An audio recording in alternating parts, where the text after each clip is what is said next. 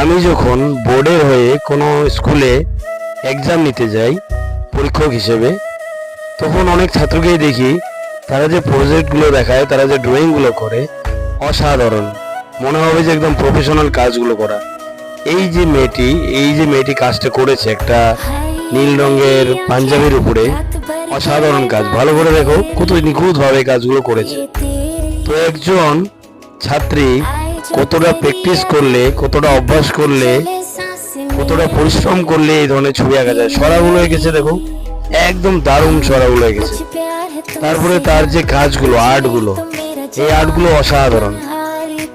এই কাজগুলো একটু দেখো, এই যে দেখছো তোমরা পেন্সিলের কাজ, কালী, দুর্গা, শিব পার্বতী, তারপরে হচ্ছে একটি পোর্ট্রেট, কালী।